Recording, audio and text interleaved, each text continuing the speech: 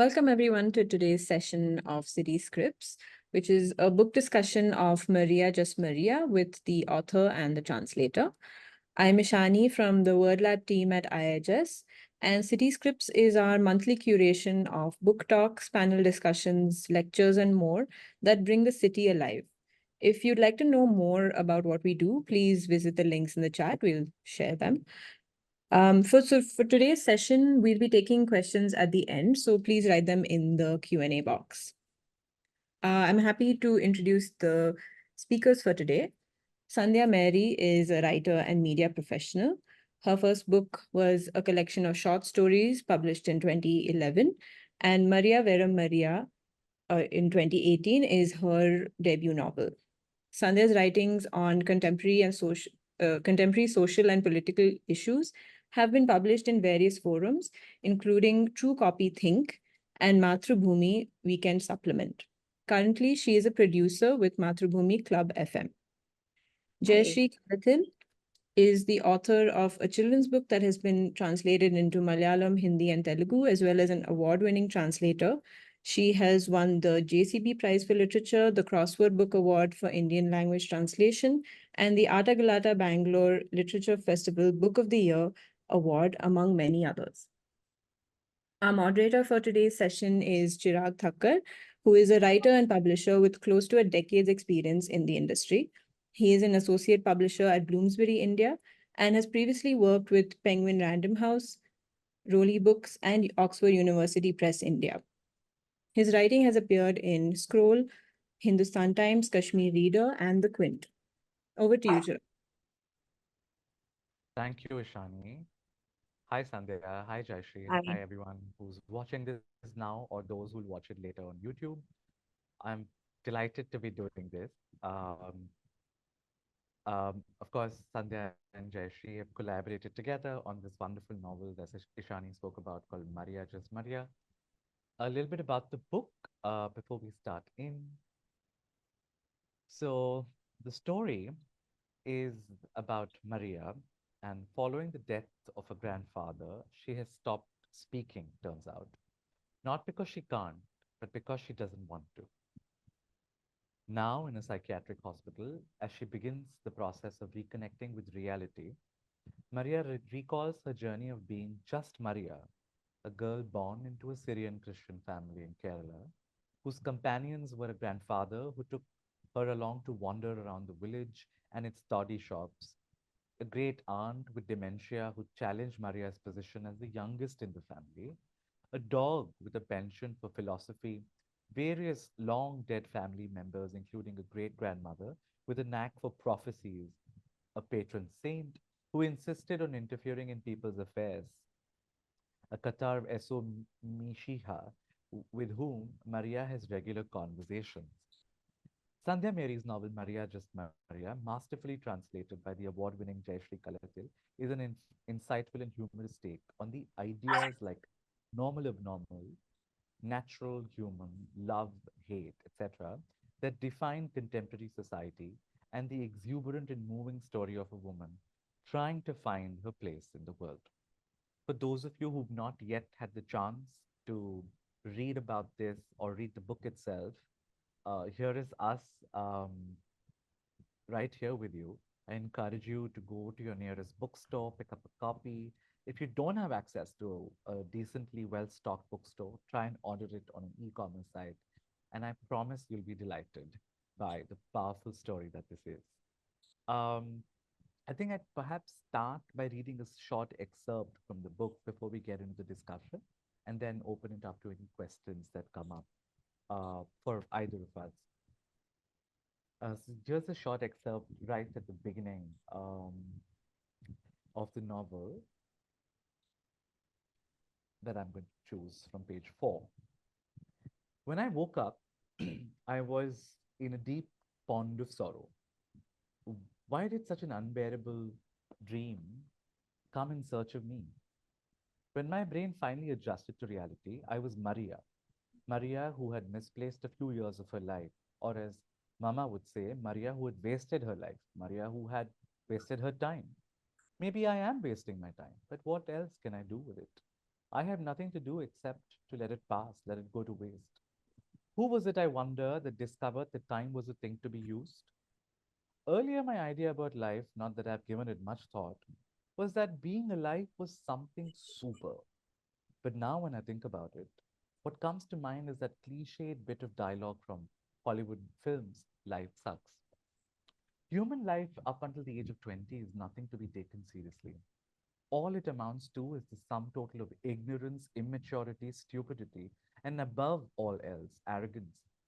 It doesn't matter if it is Isaac Newton, Shakespeare, Socrates. There's no one who does not think of something idiotic uh, thing that they did before they were 20 and say, "I," with an embarrassed laugh. Those years, in short, are wasted. The 20s are the time for planning life and dreaming about it. In our 30s, we try to build something out of life as it unfolds. The best thing about the 40s is that we come to certain realizations, and with a deep sigh, we accept the most significant of them: that life is rarely as we dream of it. And along with it, we finally learn a lesson that makes living somewhat easier: that there is only this much to life. In short, the best thing about the 40s is that we can apply the wisdom gained from the life lived thus far to the rest of our life, and we can spend our 50s with the help of this wisdom. The 60s bring with them various bodily ailments and their accompanying mental ailments. And by the 70s, old age sets in, heralding a time of loneliness, pain, helplessness, and vulnerability. A time when even those who lived a grand life understand that their life has, in the final reckoning, amounted to nothing much. A time when we realize that we as human beings have lived life like a worm and we all die like a worm. A fantastic pessimistic note to start this Yeah. discussion, but very, very evocative, very moving sort of opening passage, one of the opening passages. Um, but as the reader finds, and we can't obviously give much away, for those who are yet to discover the plot, how it unfolds and goes back and forth, to me, Maria is a woman failed, is a woman failed by family, by society, by the church, by the community. Um, how did you conjure up Maria? Where did you draw inspiration to paint her, to make her dance, to make her sing, to paint her as vividly as you did, Sandhya, to you? Yeah, actually, I wanted to portray Maria as someone who wants to live her life as she wants. However different it is, she is not bothered about. She doesn't know how to function within the system, that system called society. So she is functioning the way she is made. Maybe I think we are all made that way. Then we have to adjust, we have to get into that format, that adapt into the so-called societal system. So what I wanted to portray Maria as someone who lives her life. She would, I think, even I think she wouldn't have ended up in the psychiatric hospital, provided that as a society we were more like a little bit more inclusive. uh, there would have been so many different people, so many kind of lives that people will be living.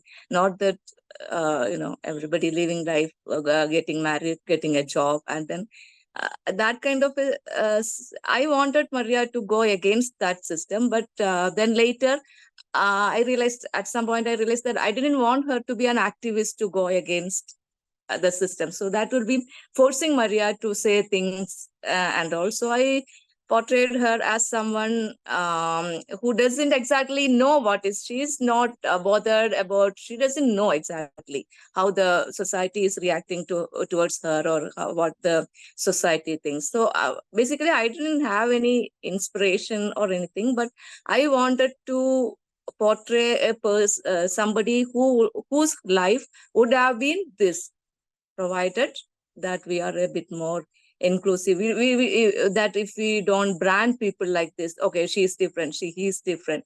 I think slightly, maybe I think after the COVID, this scene is slightly changing, because we came to the realization that life doesn't may not last that much, so just live our life.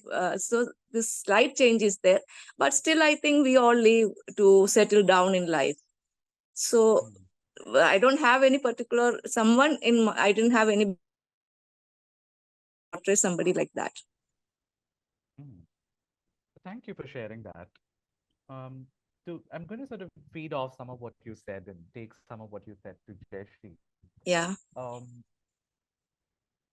you know, she's also our protagonist, Maria. She's also shunned and pushed to various limits of life, and is basically rejected by yeah, the society that should be like home to us.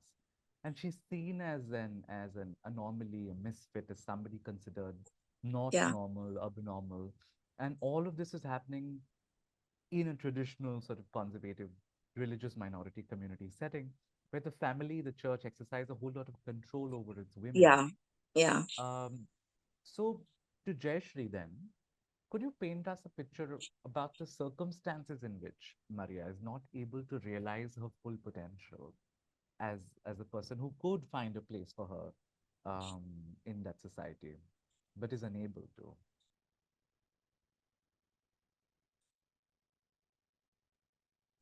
Thank you.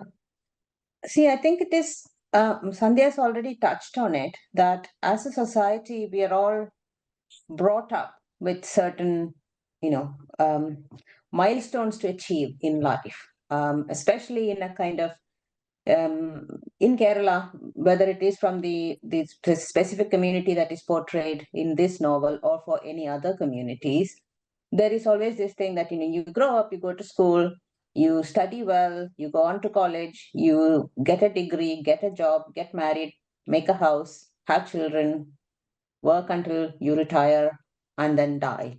Essentially, this is the sum total of what is expected of you.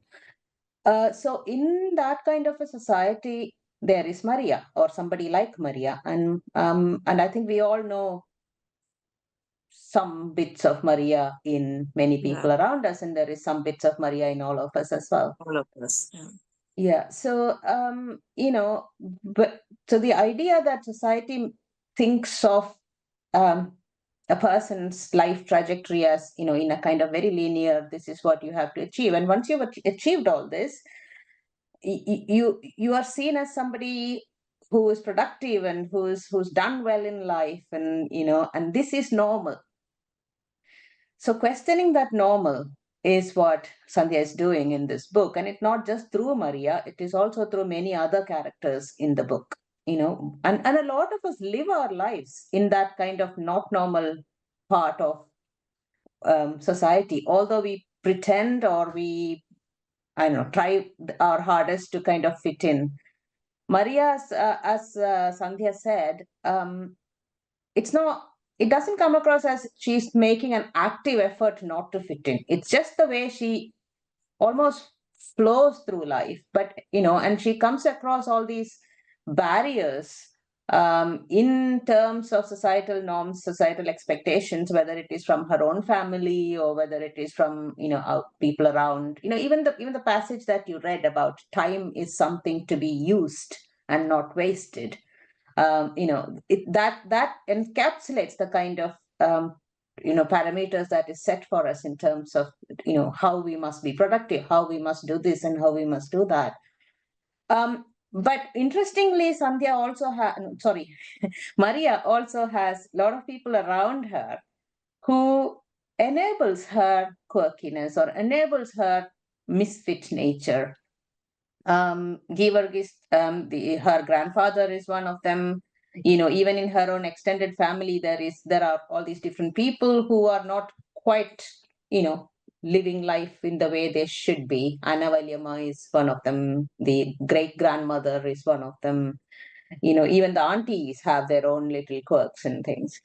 So for me, yes, Maria is a misfit in that way. But if you take the book as a whole and many of the characters in it, and a lot of them are living finding their place, I think, in these little cracks that society also allows in this kind of very, while holding very rigidly to this dichotomy of normal, abnormal, productive, not productive, all of that, there are various cracks, and most of us live our lives in those cracks, I think. You're very well said.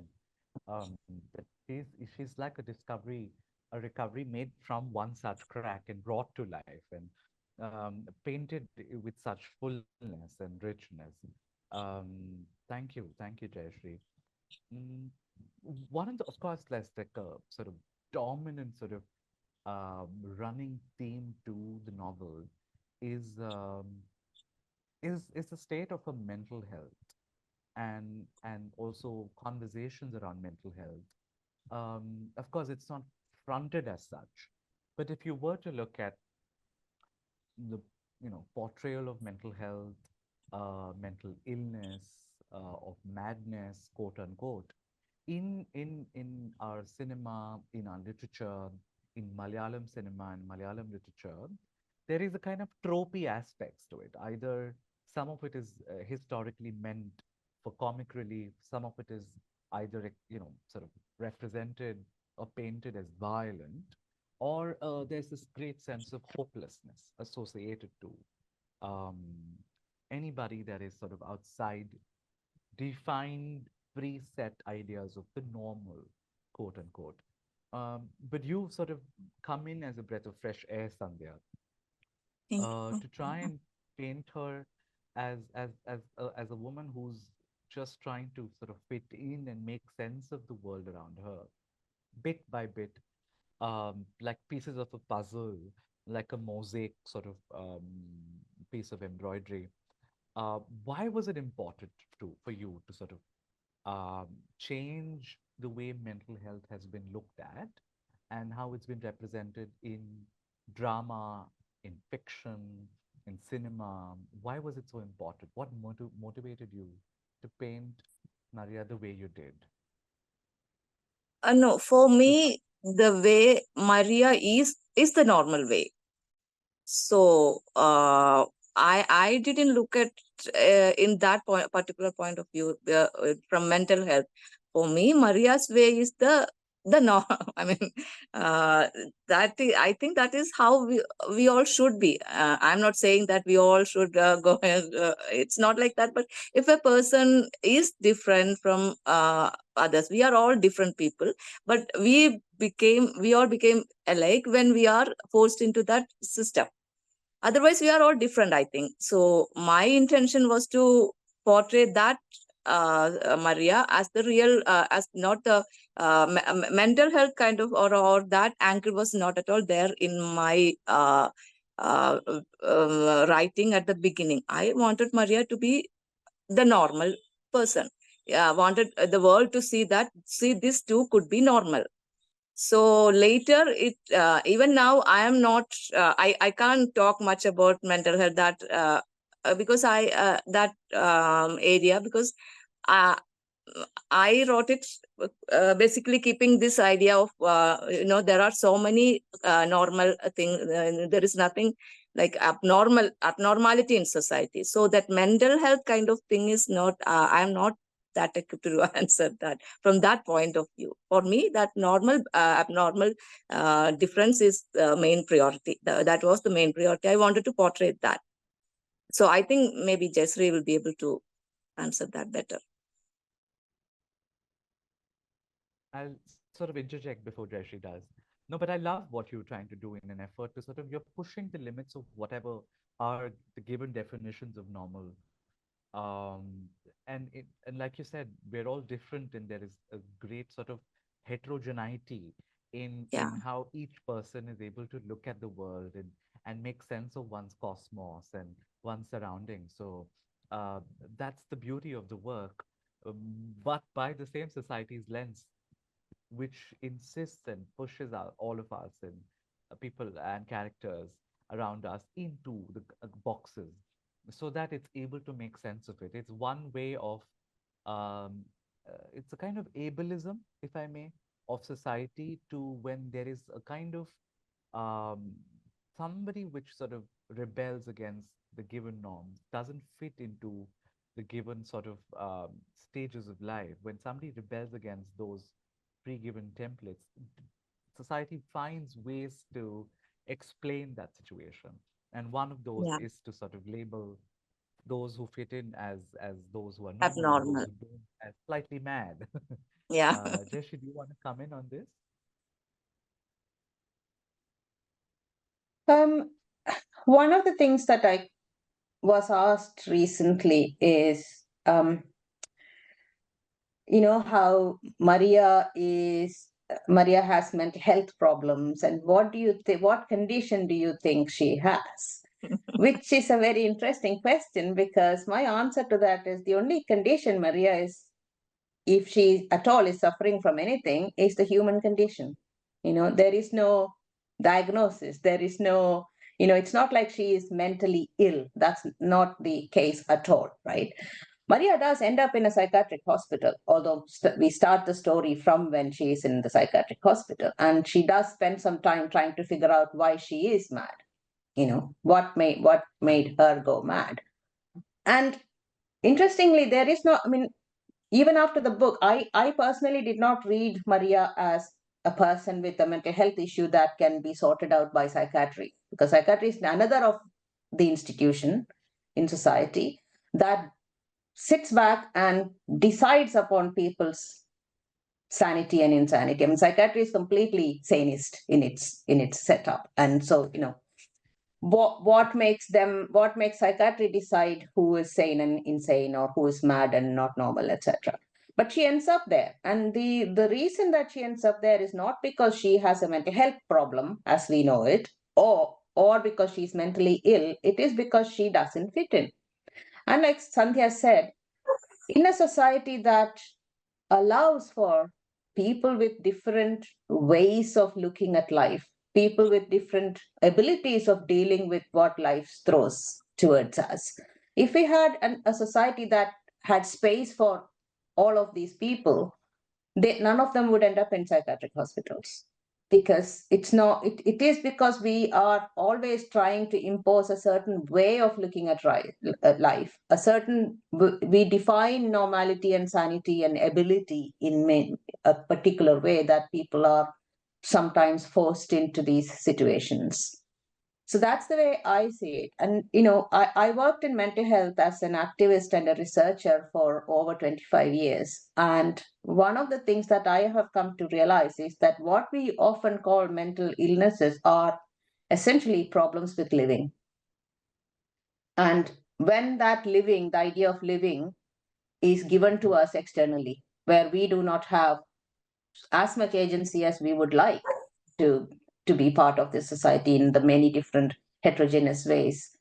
Um, that's the way I understand a lot of these discussions about mental health. So, is Maria mad? I do not think Maria is mad at all. But the society sees her as somebody who does not have the full faculty of her mental health. But I think she is a very strong, very emotionally rich Yeah. person.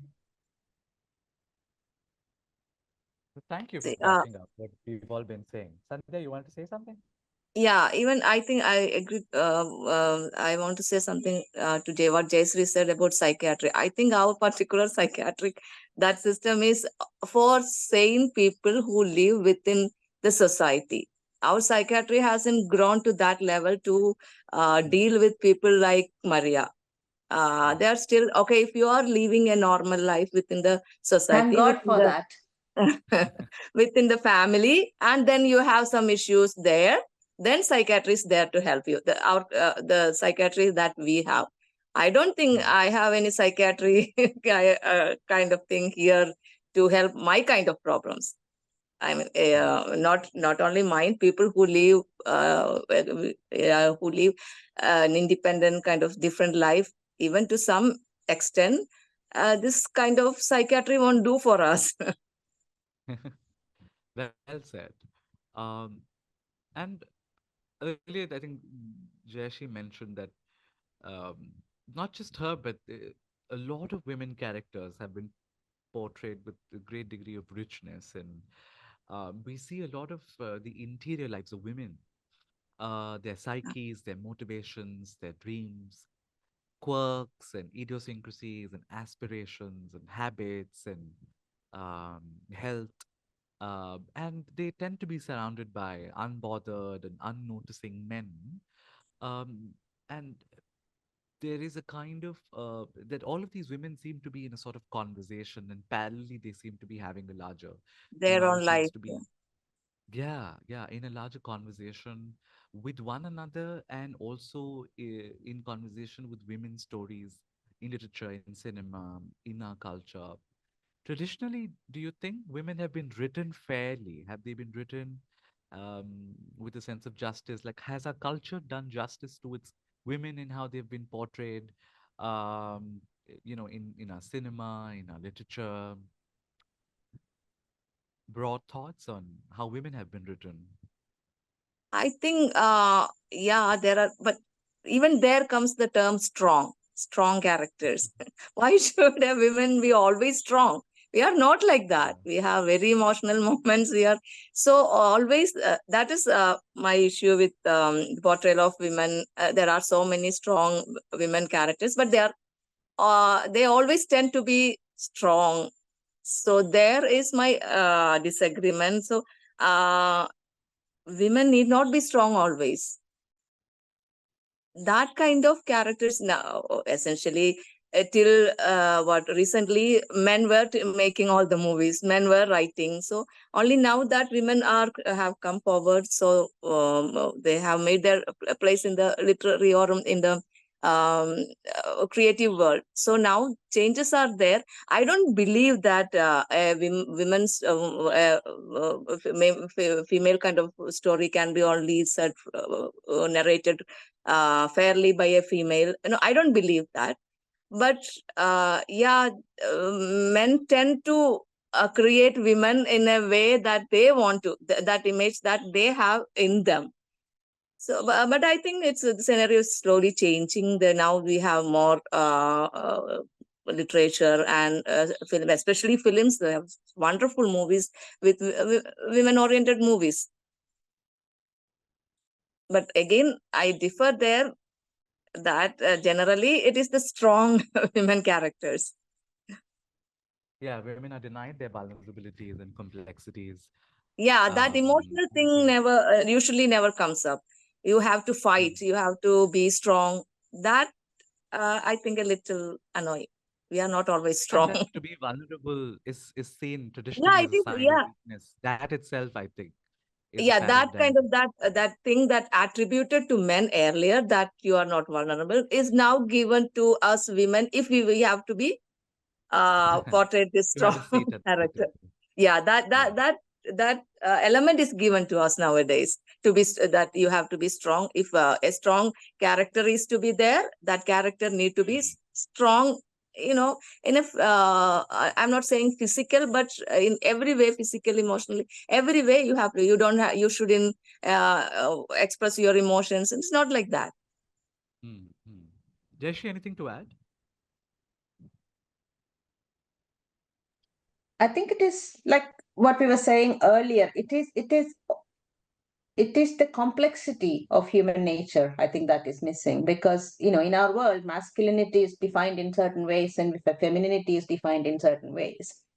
So then, in order to show a woman, as we have traveled forward in our portrayal of masculinity or femininity, then femininity is shown as somehow um, less, unless some Yeah, certain masculine attributed characters are given to it, etc. This dichotomous thinking is the problem, because I think we are all way more complex than that.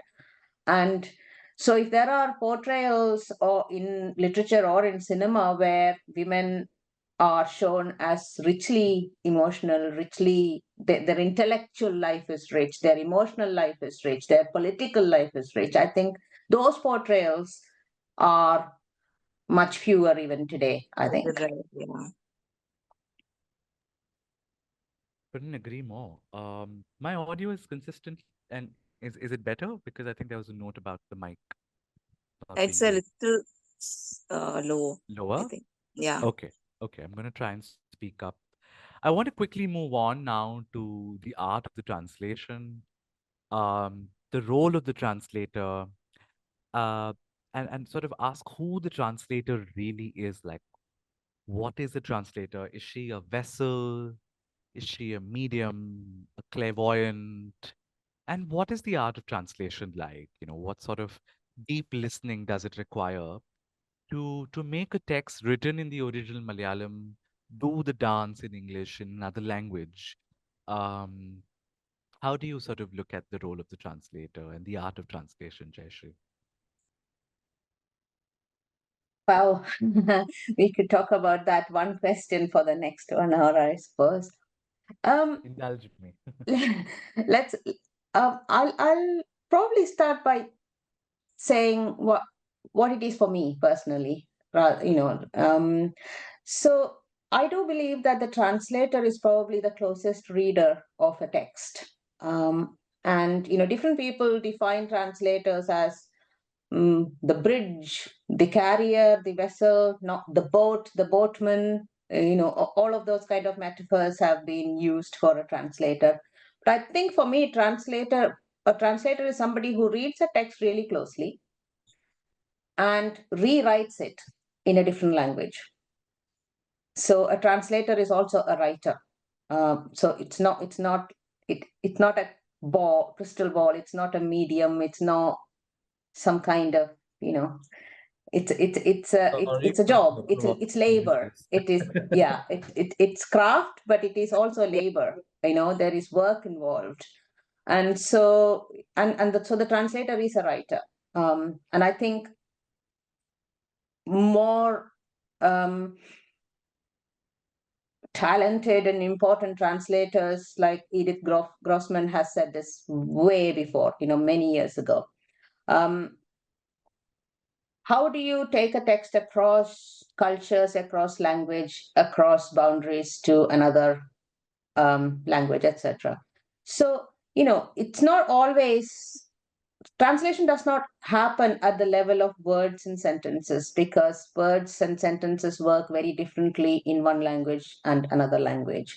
Translation happens at the level of the intent of the story, the tone of the story, the author's style of writing. Why does the author choose a particular word in that sentence? So if you understand that, then you can think about what word you might want to choose in the other language into which you're doing the translation. So it's those kind of negotiations that the translator does with the text. So, and culture works differently, but then culture works differently. We read a lot of books written by Americans or British or in English with not translations in whatever language that they're written. Say if you're an English reader, we read English books written from all kinds of different cultures: New Zealand writers, Australians, African countries where English is spoken, Indian writing in English, and culture differs, but we don't sit back and think about culture at that point. But the moment you mention translation, the question about culture pops up, saying, oh, how do you translate culture? In the same way as you write in English, is my answer. So if you pay attention to what the text is doing, what the author is trying to convey, actually, even more than the author, it is the text that is important. So if you pay attention to what the sentence is trying to do, what the intent of the story is, what is the rhythm of the story. So those are the kind of things that you pay attention to. I think culture will come along with it, rather than trying to think about, oh my God, how do I... There are certain instances where you might want to think about, right, if I say Karta Visho Mishiha without any glossing, are people going to understand that this is what Syrian Christian people call Jesus Christ? So, there are certain things that you can add into so that it becomes clearer to people who read it. But you can do those things without too much. If you start worrying about culture, then I don't think you will take the text the way it is into another language. I think culture needs to come along with everything else that the author is doing. Can I add something? Please do. Yeah, for me, I think the translator has to be equally creative as the writer, plus or maybe more. Plus, there is so much of hard work because when I write, I just have to follow that flow, that creative flow that comes along. But when it comes to translation, the translator has to think about so many things. For me, that kind of hard work is nowhere there for the writer. But also about how this, as Jayasree mentioned, how whether this particular word will. I remember there was some when the translation was going on, we discussed about cripple and one leg. Yeah, all those things you have to be to think about all those small details, whether this word will be apt, whether there is a better word. So I think there's so much of hard work, much more hard work involved in translation. Plus apart plus that creativity, as I mentioned earlier, should be there, plus so much of extra hard work translator has to do. And I love the way you talk about this cultural thing that translation is doing. I think Glad to hear. I think hard work is there for both the writer and the translator. I think what makes it, what's good for the translator is that the story's been told already. You're not thinking about your characters, you're not thinking through the backstories or how, where does the story lead and all of those things, because that work has been done by the writer. So it's a Yeah. different kind of work that Yeah, follows on it in terms of how to maybe retell that story in a yeah. different language. So you have to choose each word. Yeah. Yeah, Mm. It's like transcreating, no? It's almost like yeah, the the translator is not a sort of not at all maybe perceived to be, but not at all a passive participant. It's really one of those active sort of roles, an actor's role to sort of make the text something new altogether entirely. Um, and and in many ways, it's said that to translate is basically impossible because languages are such spoken experiences. There's a sound to every language. It's such a sonic thing that it's actually nearly impossible to translate a language, but it's such a universal necessity for us to be able to share stories and find ways to relate to the other. Um, I want to now also talk a little bit about, before we open it up in 5 minutes or so to the audiences to ask their own questions, and to talk a little bit about the choice of the narrative structure. Sandhya, you chose a non-linear sort of style yeah. and narrative technique to tell the story. Uh, what guided that? Did that sort of come intuitively to you, or did you want to sort of piece the story together, puzzle, as a puzzle piece by piece, or is it something you premeditated, or is it something that happened as um, Yeah, you were that the idea work? was always there to go for non-linear kind of narration, because Maria is not someone who is very systematic or very orderly person. She also, another thing is that, so I think I always thought that her thoughts or the whole process, that whole novel is written by Maria. So that novel too will be kind of not that organized. So another thing is that Maria is writing is from the psychiatric hospital. We don't know what kind of treatment that she went through there. We don't know. So she might have some effect of that treatment. So that non-linear narration was a very deliberate decision, and also it gave me, if it was going linear, it wouldn't have opened that much of creativity. This gave me space for so much of creativity and craft there, because I was going there, and also um, I didn't stop at some point. Then started from another point. It was, everything is done in a very connected way. So I had to work. I mean, I have to apply so much of creativity in that process. That's where some person stops at some point his narration. Then from there, the other person has his perspective should begin.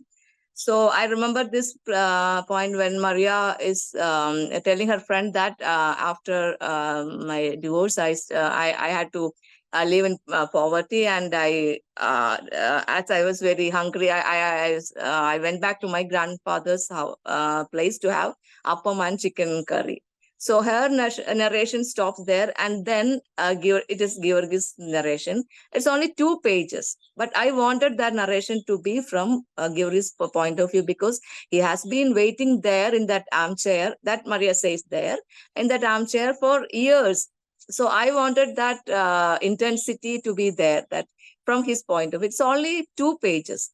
So I wanted that non-linear kind of storytelling, because it for some readers it may creates because we are normally we are used to linear kind of storytelling. For some people it may be a little confusing. I think it is because people approach Maria as a light light reading, because it's first thing, it is there is humor, then it's written in a very simple language, but it is a very it deals with very complex issues, and the storytelling is in a very tricky way, I would say. So I want people to, I mean, that is my, I wish people would approach it with more, that they apply their creativity there. Yeah. Yeah, that's it. I really enjoyed the non-linearity and the Yeah, yeah, you have to be there to enjoy it. um, Jayasree, I think I'll ask you my final question before we open it up to audiences. So much of this book is about the loss of innocence, the loss of a childhood, a child not understood enough and not accommodated enough in the world, about being bullied, about not fitting in. What about the child protagonist made you want to pick this up as a work of translation? What about Maria was it that made you want to be friends with her, if you will?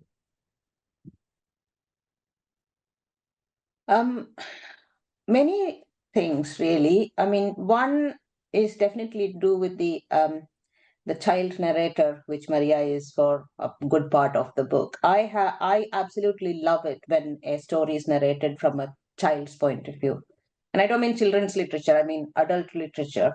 When the when the narrator, the main narrative voice is of a child, I've always liked books like that. For instance, Donna Tartt's Little Friend, and books like that. Um, so that was, and in Malayalam literature, it's very rare to find a book. Find a book like Maria for many reasons, and we already talked about the structure of the book and the non-linearity, etc. And I mean, there are non-linear books, written in a non-linear structure, but this way of a child and the grandfather as well. I mean, these are the 2 main narrative voices, and then the other stories come in as well. So that was very, very interesting. And this child is, again, going back to a child who is sort of slightly out of place in the world, maybe more than slightly out of place in the world, not loved by a lot of people, but also deeply loved by some other people, and that gives this child a very rich internal voice. That the interiority is so complex in this child character. So those are, definitely things that make storytelling, for the writer, telling the story in that mode, it makes it so complex beyond the humor of it, or the kind of light-heartedness of it in places. So, because this child brings into the story all these complexities that in the character of Maria, Sandhya has already discussed, what she's trying to do through the character of Maria. So that was definitely one of the things that attracted me to it. And the writing style is another one. Like I said, Maria is a very rare book in Malayalam literature. And so, you may have encountered maybe in the English language from other places, books that are like Donna Tartt's book, for instance, or other books. But in Malayalam, it is very rare to find such child characters, and that immediately grabbed me. So this is one of the reasons I chose to translate it. But also, I have, as I said, a very, very deep interest in emotional lives and psychological lives of people, and how society deals with some of us who are different. So that most definitely was the other reason to pick it up. I have never thought that it is a translator's job to recreate the canonical literature from one literature into another. I think the translator perhaps has a more deeply political job of finding things that get kicked out of the canon or never makes it to the canon for various reasons of gender and privilege and caste and everything else. So if you have a chance as a translator to bring books like Maria to a wider audience, I think that's an important job for the translator. Great. I'm glad that you've picked up uh, and you've honed this art of sort of exploring the interior life of literary characters or women, and that enables a lot of us to actually have access to these stories when we don't have access to a language like Malayalam or many other languages that one may not be able to think and dream and write in. So kudos to translators like you who enable the universalizing of stories like Maria. I think we're going to now start taking audience questions. Ishani's been very kind enough to share those in the chat box. Um, we have here a question by Athira, who says, it was really good. This was a really good discussion on the limits of normalcy in the societal system. Shouldn't normal a universal for humans without the antonym abnormal? I'm not sure what this question really means.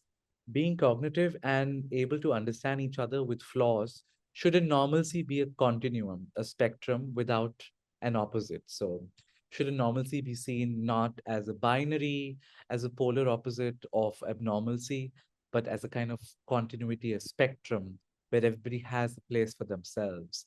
It's a bit of a rhetorical question. I don't think any of us disagrees with this, but if you want to respond to Atira in brief, please do, either of you. Ishani, if you can also put in the names, like question number 2, I think doesn't have the name of the person asking. Sorry, Jayasree, you were responding to the continuity question. No, I was just thinking that, I totally agree with Atira. I think I was just thinking that if you take one out of a dichotomy, you have to take the other out as well. So if it is a spectrum, then there is no space for normal either, the idea of normal. Yeah, there is neither Because normal nor if it is a spectrum, then everything is, in that spectrum. So if the idea of normal itself needs to be questioned and sort of done away with in order for abnormal not to exist. Well put. We have another question. It's we don't have the name of this person, but starts off as a comment that says, "Hello, thank you for this lovely conversation. Your book made me think of Sundar Sarukai's Following a Prayer, where one of the character goes silent after experiencing something traumatic. I was wondering how you think of the idea of silence and what that does to the character, what the power of silence can be in the written form. And I want to sort of add another uh, text to this. Obviously, more recently, there's Daisy Rockwell's Booker-winning translation of Tomb of Sand, where Amma, which if you've read the book, Amma goes silent and sort of goes withdraws from familial life and from social life and refuses to engage with the family, with her own sons, Bade, Beti, Bahu, and all the other characters. Lots of sort of examples in literature, in cinema, where some sort of origin wound, origin trauma, or the breaking or the bursting of dams lead to characters going silent or fully sort of withdrawing into their shells. I forgot the question that was at the end of this. So I think the question was, what is the power of Power of silence in silence. Yeah. the written form? Yeah. I think Maria going to silence is because she, at that point, she's crumbling. From the first of all, her pillar there was her grandfather supporting her all the time. He is passing away. So then she is. So I haven't elaborately written about her going to the psychiatric ward or anything. That is totally absent in the novel. How she is taken to the psychiatric place, that is totally absent. So even I, as a writer, assume that she goes silent because maybe as a basically because she finds nobody is there to that her support system, that even though it was a small support system, she had her grandfather Aravind was there, but then she realizes that he at some point she realizes that Aravind won't be there, or she's realizing there in that psychiatric hospital she's kind of becoming sane. The treatment is making her sane, or something like that is happening there. So I didn't want to go into details about that, but as a protest, or as no, Maria is not something someone who will go protesting against something, but as she can't cope with that system, she simply decides to go silent. I don't think there that power of silence doesn't apply to Maria there, because one thing that she says that like Ammini, that parrot, once she too went silent after the grandmother Matari passed away. So she's for her her example with silence is that parrot Ammini went silent. So I don't think Maria's silence has that kind of power. She doesn't want to talk to interact with the system that is outside her right now. Shreya Ravi Kumar asks, thank you, thank you for a wonderful discussion. I could especially relate to the viewpoints regarding mental health, normal versus abnormal, trying to fit in strength and vulnerability in women, etc. My question is, how can we foster empathy and kindness among people in society? What about the role of literature and cinema and other media plays that it plays in enabling people to change their mindsets and break from accepted norms? And specifically to Jayasree, Shreya asks, did your vast experience in mental health activism influence how you approach the translation of this work? Did it sort of make you more empathetic, more sensitive? So two-pointed question. What is it that we can do for a society that is more empathetic and sort of ensure there's greater kindness among people? And did your own work in this space help you approach it with greater empathy?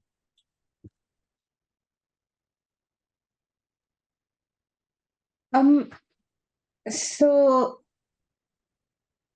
see, I started in my mental health work, I started writing about representations of madness and disability in the media, in literature, in cinema, in newspapers, etc., in the year 2000. And yesterday there was an article published in the New Indian Express where we are still discussing the same issues that we were talking about in 24 years ago. So I'm not see, I would love to see the representation changing, and it has been changing a little bit over the period of time. But I don't think mindsets are necessarily changed because we watch a film or read a book. I think because individual mindsets may change, but for society to change its ideas around normalcy, around who should be what, that takes collective political action. I will give you just quickly one example from psychiatry. Homosexuality was a psychological disorder until 1976. And that changed because people actively fought against it, not because individual people's mindsets changed, and similarly, even before that, there was an illness that was diagnosed only in Black people in America, which was called drapetomania. Drapetomania was an illness that was diagnosed among the enslaved people, and the symptom was that they were trying to run away from their masters. Now, if you are a slave, you are going to try and run away from your master at any opportunity that you get. But that was supposed to be a psychiatric diagnosis given to those people. The only reason being that the society wanted to keep them as slaves. And that again, psychiatry and went out of our idea of what a mental illness is, because there was political action. So if mindset needs to change, I personally think there needs to be collective political efforts to change that. Media is part of it. So how we write, how we represent all of these issues in the media definitely plays a role. The second part of the question was about whether my work in mental health affected my translation. Honest answer is no. It did definitely affect in picking up the book to translate, because this is a theme, and the way it is written, it's not, there are many books written about madness. You don't want to translate all of them because this is written in a particular way. It really spoke to me. It even felt like 25 years of activism without being activist at all was kind of captured in this little book. And that is craft at it. So of course I wanted to translate the book. Did it affect the way I translate? No, because the way I translate every book is pretty much what the story is doing, what the author is doing, what the music is, what the rhythm is, etc. There's a kind of loyalty to the text which takes precedence over one's own biases or the lack of biases, if any. I hope that And answers. sometimes even more than the author. The loyalty is not to the author, it is to the text. Yeah. Sandhya is paying great attention to that. I hope that answers Shreya's question. We have two more questions and then we'll wrap. There's one by Rose J. It's also for Jayasree. What are some of the difficulties that you faced during this translation? Were there words and context that you had to explain further in notes? Because sometimes jokes are cultural, and outside of that cultural context, you cannot possibly translate that, right? So, and you can't do literal translation or transliteration. So, were there any struggles you faced in this particular novel? So with Maria, I mean, it does happen with the various texts that there are, you're stumped with, you sit with a sentence or even a part of a sentence for days thinking, what the hell am I going to do with this? But with Maria, it wasn't like specifics of words or sentences. The difficulty with Maria, and this is something that you start thinking about even before you start the process of translation, is that Sandhya's humor is unique. And humor is very important to this text. So it's not humor in a kind of slapstick kind of way. It is acerbic, it's sarcastic, there's lots of things happening there. So it is to get the tone of that humor rather than the actual one joke to the other. So Sandhya is not telling jokes, but there is a lot of humor in the way she narrates things. For instance, No, I there's think that joke were meant as an example. Like, yeah. I think Rose meant So joke as one. yeah, so I was saying that there's one example is there's the whole instance where people are running around the house. There's Givargis and Sheena and the Chandipati and somebody else, like they're all chasing each other. Mariama running around the house. Now, the humor of that comes from the pace in which Sandhya has said that story, that bit, written that bit. So to get that pace right in English, so those are the kind of things that I had to really pay attention to in translating this. Not necessarily with specific words, not with this text, but there are other texts where that also becomes an issue, and you have to really think what to do with them. Thank you. I hope Rose is satisfied with this response. And now finally, we have the last question for the evening. Again, an anonymous question. The person starts by thanking us. And this is for you, Sandhya. It would be Yeah. great if you could share a little bit about how the book was received in the original in Malayalam and how the translation is being received in English by a very different audience, potentially, or potentially a bilingual audience. And how do you compare the two? And would Yeah. also thank you I for think. that. Yeah. I think even when it came, it was not an instant hit among the readers. It was not there was nothing like promotion or marketing, nothing like that. But slowly it picked up mouth to mouth. Of course, it was total mouth to mouth publicity. People began to talk about it, and now I mean it's like everybody knows that this is a different book and everything. But people whoever read Maria used to tell me that it should go to other languages. It should be published in Malayalam. So many people used to tell me that. So even I thought maybe its readers, its audience is there out in a very broader space. I used to think that.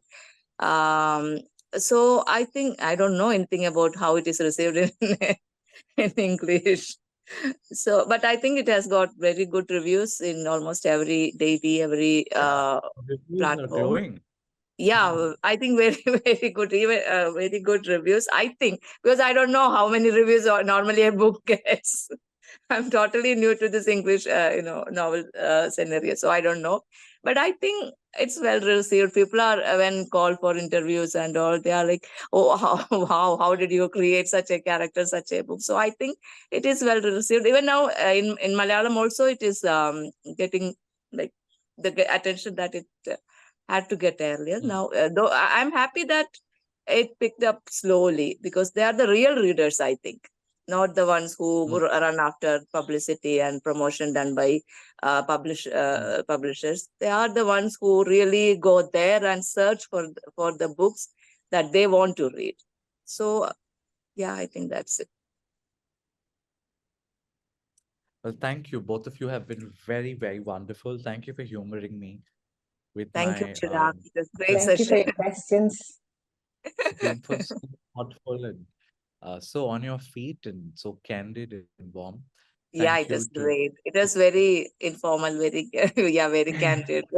Usually, I get very nervous I'm during glad. interviews. I didn't feel anything like nervousness. I'm glad this is easy and felt like a chat of three friends sitting in a drawing room and just Yeah, Yes. discussing. Thank you, yeah. Ishani. Thank you for the Indian Institute of Human Settlements.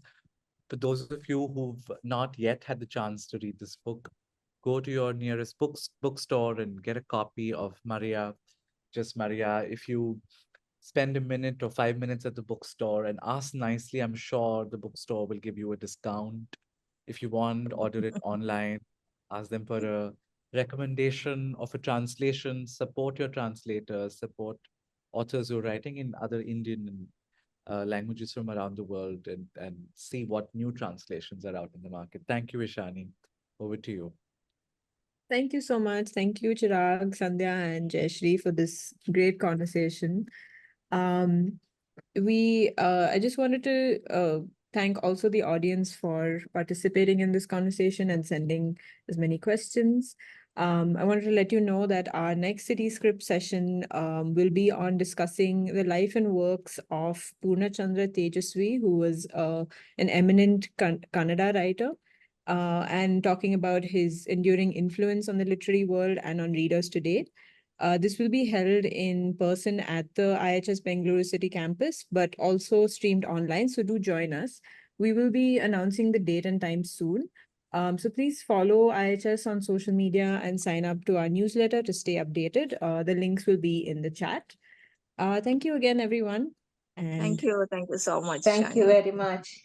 Thank good evening. Thank you. Thank you, Chirag, Thank Ishani, you, and Chirag. also to everybody who asked questions. Thank you.